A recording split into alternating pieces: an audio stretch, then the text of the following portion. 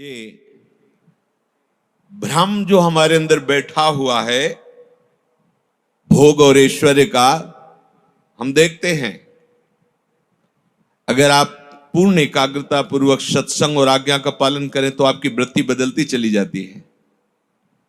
और जहां उसे कुसंग हुआ तो इतनी जल्दी नीचे उतर जाती है वृत्ति कि जैसे पानी चढ़ाने में समय लगता है, छोड़ दो तो बहने में समय नहीं लगता। लगता है कितना जोर है कुसंग में। अच्छा, उसको पता नहीं चलता कि मैं कुसंग से प्रभावित होकर के भगवत मार्ग से दूर हो रहा हूं, लेकिन जो विवेक दृष्टि रखने वाले जन वो देख लेते हैं फंस गया। ये जब तक भोगों का महत्व और ऐश्वर्य का महत्व रहेगा, कई बार सत्संग में कहा है, कदम आगे बढ़ाने के पहले पीछे का जो मार्ग है उसको नष्ट कर दो। अगर पीछे लौटने की बात रहेगी तो आपके कदम आगे नहीं बढ़ पाएंगे, लौट जाओगे पीछे। पर कौन मानता है? अगर भगवत प्रेम प्राप्त करना है तो पीछे का मार्ग बंद कर दो। तुम्हारे लिए कोई ठौर नहीं होनी चाहिए, तुम्हारे लिए कोई और नहीं होना चाहिए। अब आप सह जाओगे। अब जब आपके ऊपर माया का प्रतिकूल प्रकोप होगा तो आप मुस्कुरा के सह जाओगे कि कोई ठौर नहीं, अब कोई और नहीं।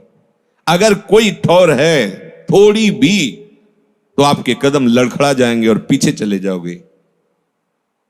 अर्जयित्वा खिलानर्थान भोगानाप्नोति पुष्कलान नहि सर्व परित्याग मंतरेण सुखी भवेत्।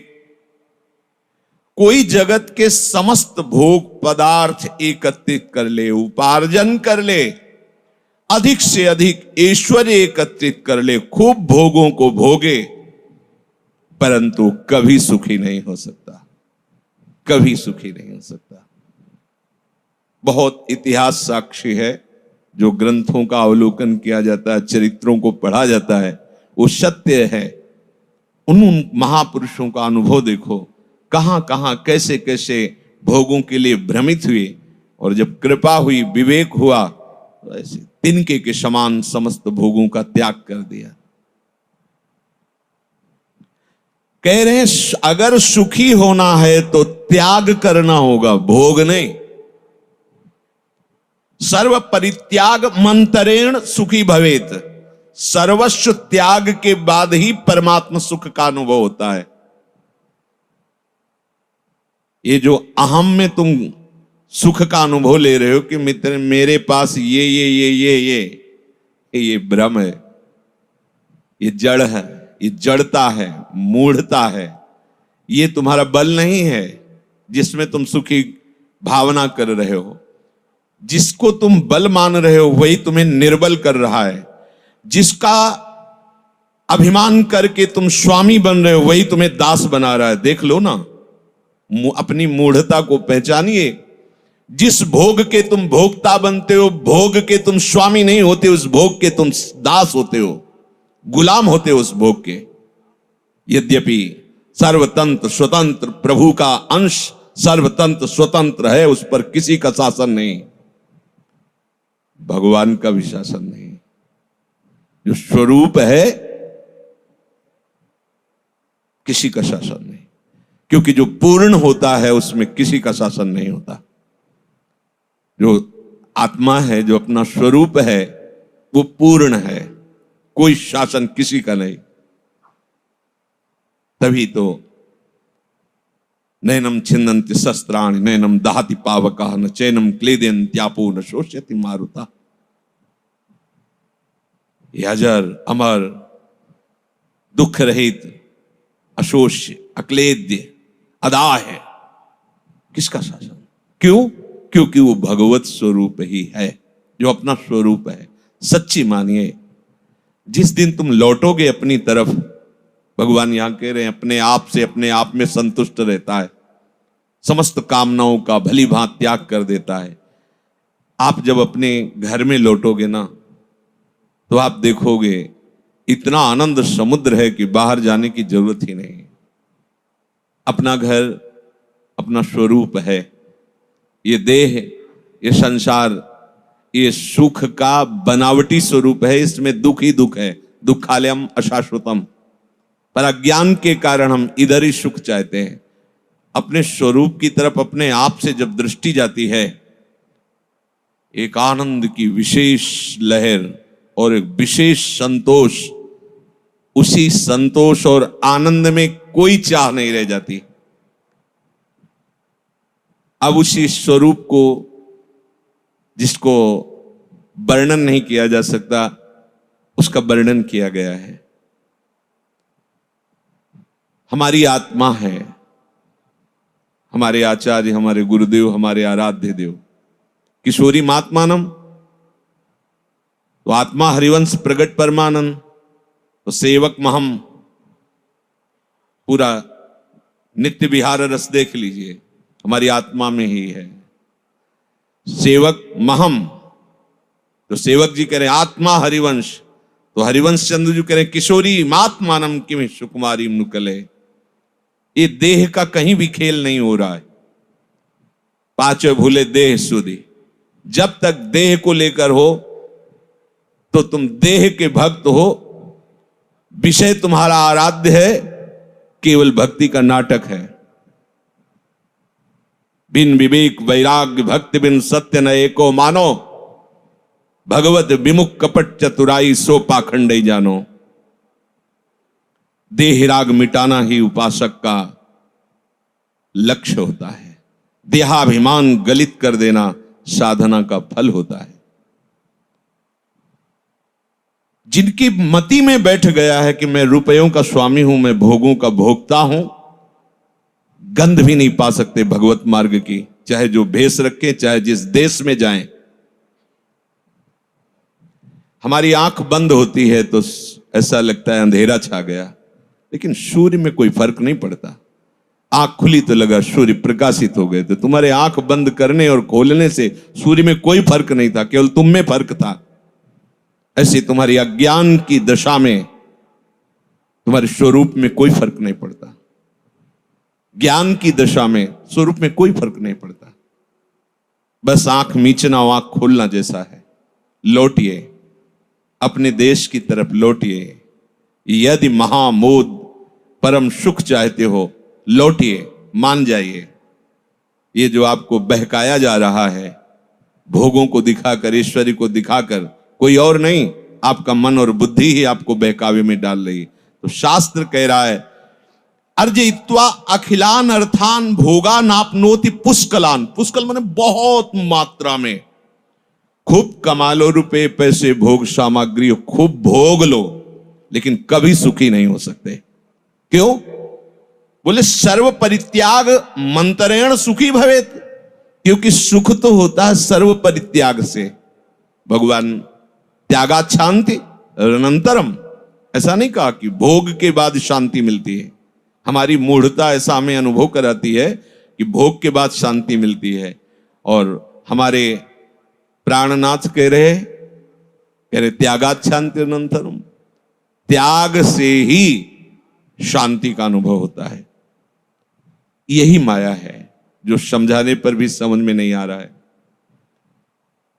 जिसने अनंत ब्रह्मांडों का सृजन पलक झपकते कर दिया है, वही प्रभु तुम्हें कह रहा है ये दुखालय, मैंने रचना रची है, दुखालय है, फिर भी तुम उसे सुख मानकर खूब संग्रह और भोगों में आनंद लूटना चाहते हो। कह रहे न ही सर्व परित्याग मंत्रेण सुखी भवेत। जब तक तू सर्वस्व का परित्यागी नहीं बन जाएगा, तब तक उस सुख की गंध भी नहीं पा सकता जिसे अखंडानंद कहते हैं, जिसे प्रेमानंद कहते हैं, भगवदानंद कहते हैं। उसकी गंध भी नहीं पा सकते हो। उपासक सही मार्ग में ना चलने के कारण फिर केवल नाटक रह जाता है उपासना का, और आश्रय होता है भोगों का, आश्रय होता है मान सम्मान प्रशंसा आदि का।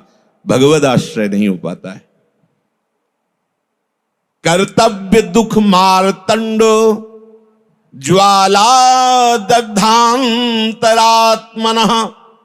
कुतः प्रशम पीयूष धारा सारमृते सुखम।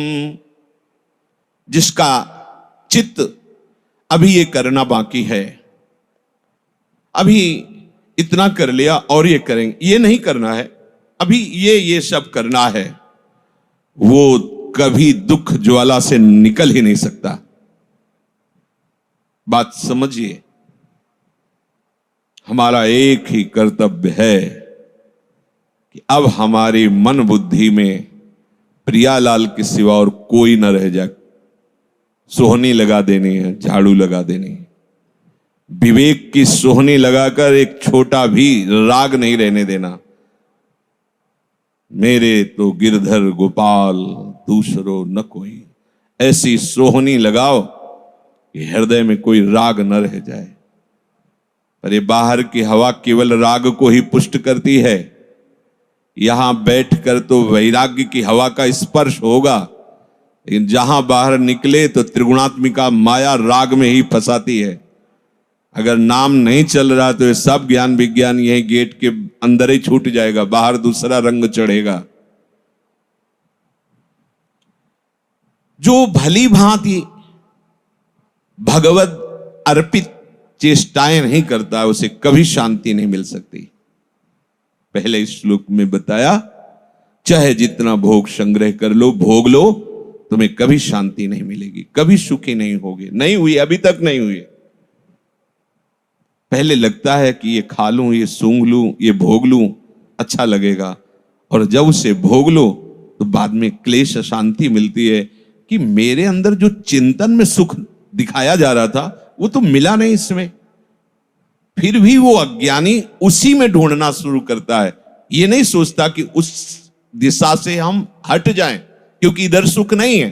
प्रभु कह रहे हैं और हमारा मन भी कह रहा है, जो हमें विषयों में फंसा रहा है, वही अनुभव बता रहा है कि जो मैं भोग के पहले चिंतन कर रहा था, उस चिंतन में जो सुख दिखा करके मुझे भोग में लगाया गया, भोग के बाद तो क्लेश ही मिला, वो सुख तो मिला नहीं। तो हमें वो दिशा छोड़ देनी चाहिए। पर अज्ञानी उसी दिशा को और खोजते खोजते इतना दूर प्रभु से निकल जाता है कि उसे प्रभु दूर देश की बात लगते हैं, जो अपने हृदय हैं, अपने प्राण हैं, अपने जीवन हैं। जो अमृत धारा में डूबना चाहे उसे मुख्य कर्तव्य पर दृष्टि रखनी चाहिए। मुख्य कर्तव्य है इस जन्म में हमारी बुद्धि प्रभु में अटल हो जाए, अचल हो जाए। कोई भी भय या कोई भी प्रलोभन मुझे अपने आराध्य देव से अलग न कर पावे। भवोयम भावना मात्र आहा न किंचित परमार्थतः नास्त्य भावः स्वभावानां भावा भाव विभाविनां। संसार तुम्हारी भावना में है ही नहीं। बिल्कुल सच्ची बात है। जो सत्य होता है वो त्रिकाल सत्य होता है। सत्य की पहचान है, जो सत्य है वो त्रिकाल सत्य होता है। तो जब हम जग रहे थे तो हमें संसार सत्य नजर आ रहा था, लेकिन जब हम स्वप्न में गए तो इसका अस्तित्व ही नहीं था, एक नया संसार था। और जब हम सुषुप्ति में गए तो इन दोनों का अस्तित्व नहीं था। जो कुछ ही समय में अपना अस्तित्व खो देते हैं वो सत्य कैसे हो सकते हैं? इसीलिए सत हरि भजन जगत सब सपना।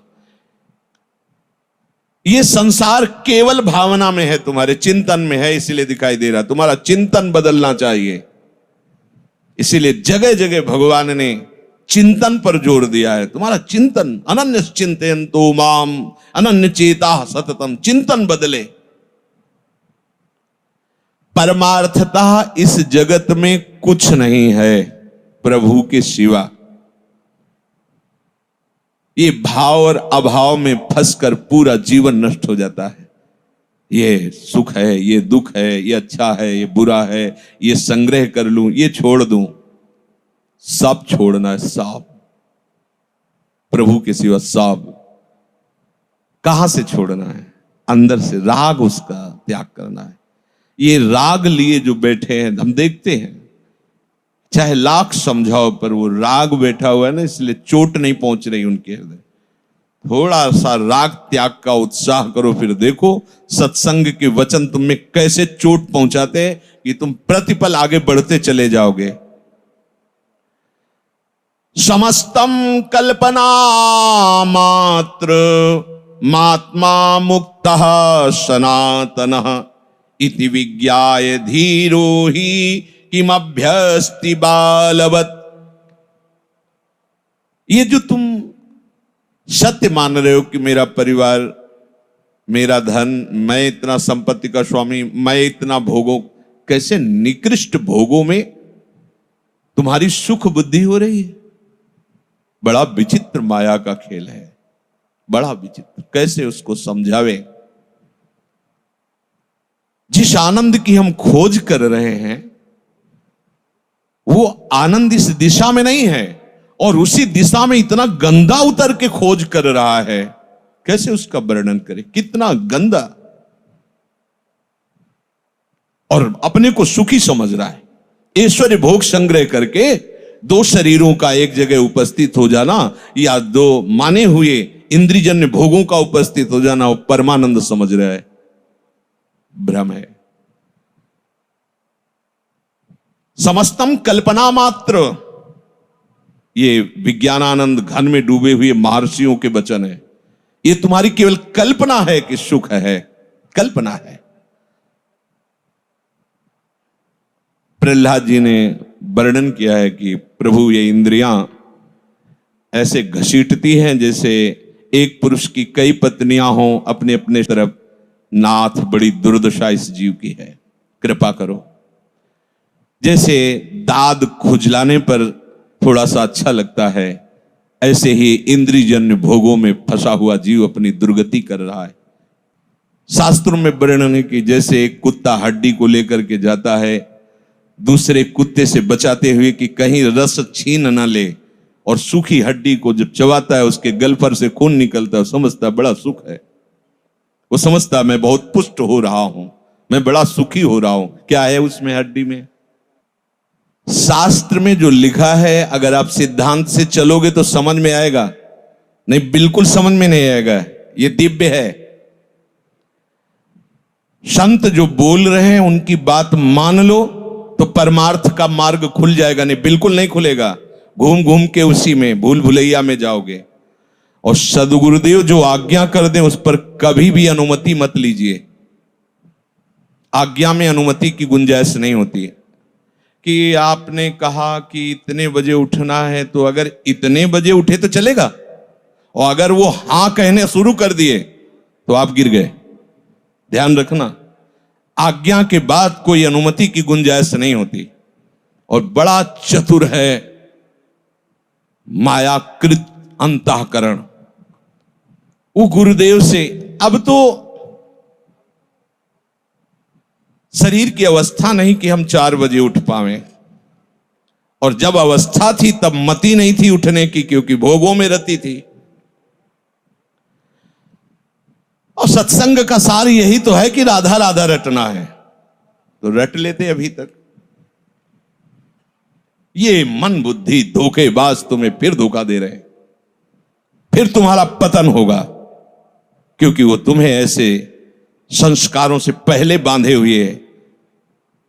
आप एक बात अच्छे से समझ लीजिए, ये जो हम हृदय की पीड़ा भरी बात कह रहे हैं, अभी आपकी वो शरणागति नहीं हुई जो आपके अनंत जन्मों के संचित कर्म को भस्म कर दे, क्रियमाण को निष्फल कर दे, और प्रारब्ध को निष्प्रभावित कर दे, और भगवत प्राप्ति करा दे।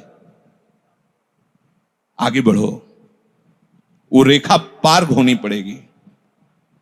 जहां दुखालय समाप्त होता है वहां से शरणागति की पुष्टता होती है। अभी तो दुखालय में फंसे हुए, ये देह के भोग, देह के संबंधी माना हुआ ऐश्वर्य संपत्ति, ये दुख है। दुख असली बात समझ लीजिए। व्यवहार में तो सब वैसे ही बर्ताव होता है, लेकिन एक निर्लिप्त है और एक लिप्त है।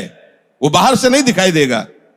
ऐसा नहीं कि बाहर से दिगंबर है तो निर्लिप्त है, नहीं, वो आंतरिक स्थिति होती है। यहां स्थित प्रज्ञ की बात कर रहे हैं। सर्व कामान समस्त कामनाओं प्रजाति त्याग कर दिया है।